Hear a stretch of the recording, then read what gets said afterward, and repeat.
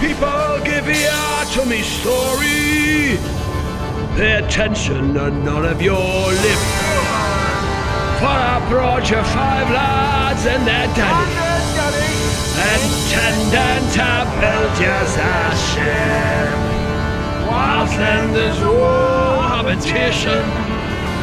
It's the place where I'm born and bred. And there's me finer lads in the nation, and none of my gallantry.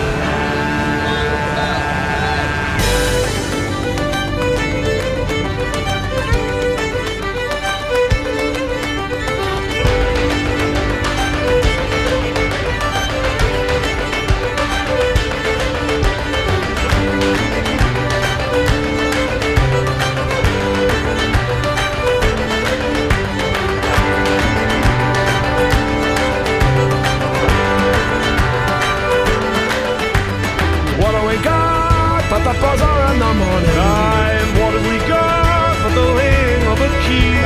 And what do we got for the cranes above us soaring, the commotion and the clamour and the welding of the steel?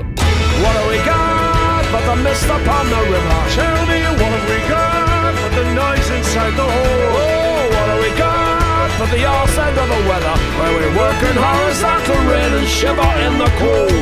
What do you got? What do you got? You got nought. We've got nought else. What do you got? What do you got? You got nought. We got nought else. What have you got but the singing and the cables? Oh, what do you got but the ringing in your ears? Oh, what do you got but the telling of the fables and the memories of the ships that we've been building donkey's years? What do you got? What do we got? What do you got? What do we got? We got nought. We got nought else. Oh, what do you got? What do we got? What do you got? What do we got? You got nought.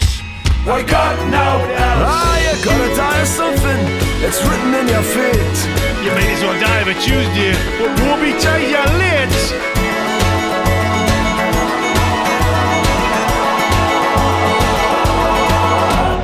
What do you got? All you men, what's fit and able? What do you got? For the straining in your neck. What do you got? When you're laid out on a table, the snapping of a cable when the rigging hits the deck. What do you got? But the loyalty of brothers. What do you got? But this union of the dock. What do you got? A bacon sandwich from your mother, not a promise of another with the punching of the clock. What do you got? Oh, what do you got? What do you got? You've got nought. You've got nought else. Oh, what do you got? Now what do you got? What do you got? You've got nought. You've got nought else. What do you got? What do you got? You've got nought. You've got nought else.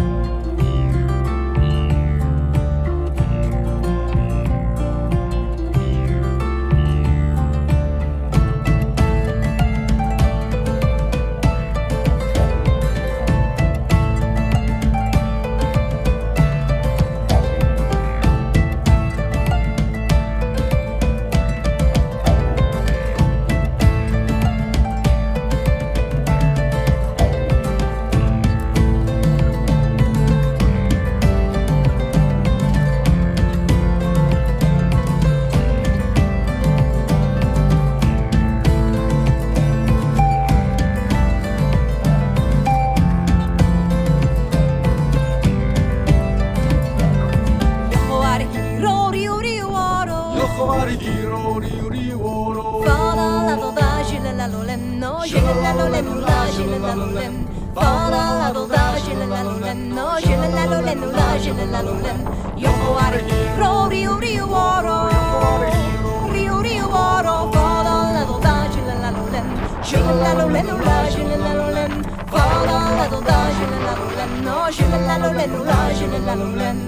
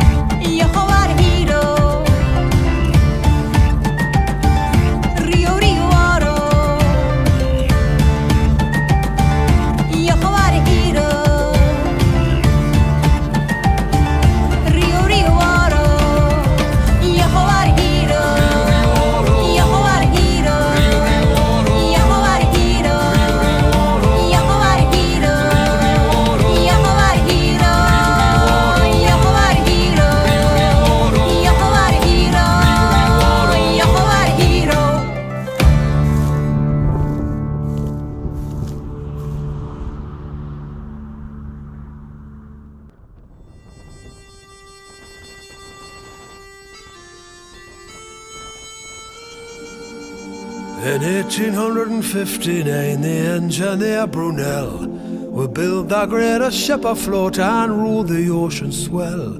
19,000 tons of steel they used to shape the mighty keel. It's forged inside the smelter where they made the gates of hell. And the name upon the contract is Bob Brunel. As day by day the monster grew, the engineer Brunel will watch the devil's handiwork, and woe betide a man who shirks or slows the pace that build the keel. 19,000 tons of steel, anyone with eyes to see is but a bride of hell. And the name upon the draftsman's chart is Bob Brunel. A riveter was on the hull with his apprentice lad. He'd served his time with the older man, some say it was his dad. 200 men upon the shift, but when the day is done, the count is 198. Before the setting sun, they searched the yard all through the night until the morning bell. No more delays are countenanced by his Bob Brunel. And so they work a double shift to make the time in full. No mention of the missing men. They seal the double hull.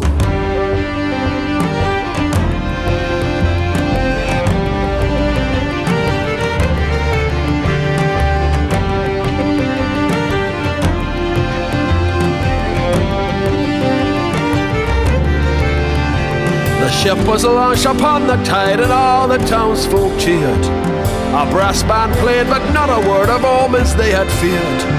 But before the afternoon was out, the celebration wrecked.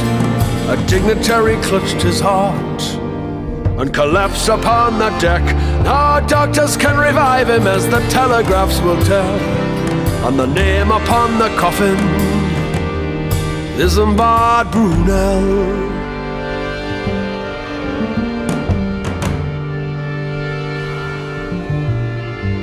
And now upon the open sea the mighty ship did plough, but many feared the darkness and the shadow of its prow. An explosion on the lower deck will take the souls of 5, with a growing superstition among the sailors still alive. The captain and his boy are lost while rowing to the shore.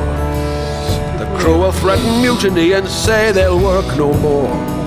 They began to say the ship was cursed, they hadn't even seen the worst. They'd signed on able-bodied men, but they wouldn't sail to hell. When the name upon the manifest Isambard Brunel. For 14 years that ship will sail, misfortune taken hard. The owners barely find a crew to reach the breaker's yard. And as they take the plates apart, unseal the double hull, the breakers call the foreman over. They'd found a human skull. And then they find the younger man, perforce to understand that in the hour of their torment, he'd reached his father's hand. In 1859, the engineer Brunel would build the greatest ship afloat and rule the mighty swell.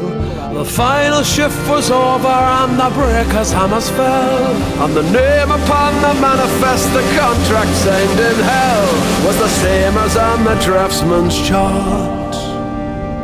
One Isambard Brunel.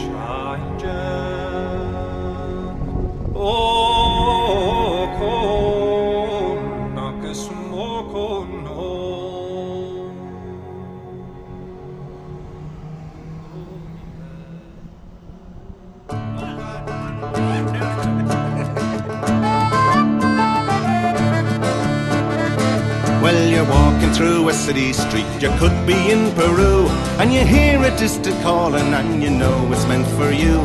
Then you drop what you were doing and you join the merry mob, and before you know just where you are, you're in an Irish pub. They've got one in Honolulu, they've got one in Moscow too. They got 4 of them in Sydney and a couple in Kathmandu. So whether you sing or pull a pint, you'll always have a job, 'cause wherever you go around the world, you'll find an Irish pub. Now that design is fairly simple, and it usually works the same. You'll have Razor Houghton scoring in the Ireland-England game, and you'll know you're in an Irish pub the minute you're in the door. For a couple of boys with borons will be Murder and Christy Moore. They've got one in Honolulu, they've got one in Moscow too. They got 4 of them in Sydney and a couple in Kathmandu. So whether you sing or pull a pint, you'll always have a job, 'cause wherever you go around the world, you'll find an Irish pub. Now the owner is Norwegian and the manager comes from Cork, and the lad that's holding up the bar says only he just work. He was born and bred in Bolton, but his mammy's from Kildare, and he's going to make his fortune soon and move to County Clare. They've got one in Honolulu, they've got one in Moscow too. They got 4 of them in Sydney and a couple in Kathmandu. So whether you sing or pull a pint, you'll always have a job, 'cause wherever you go around the world, you'll find an Irish pub.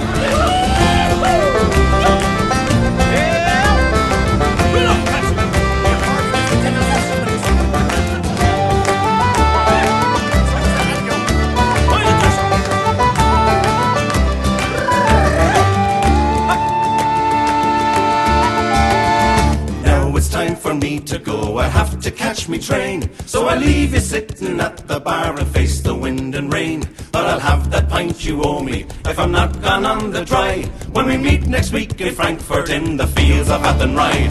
They've got one in Honolulu, they've got one in Moscow too. They got 4 of them in Sydney and a couple in Kathmandu. So whether you sing or pull a pint, you'll always have a job, 'cause wherever you go around the world, you'll find an Irish pub. They got one in Honolulu, they got one in Moscow too. They got 4 of them in Sydney and a couple in Kathmandu. So whether you sing or pull a pint, you'll always have a job, 'cause wherever you go around the world, you'll find an Irish pub. Wherever you go around the world, you'll find an Irish pub.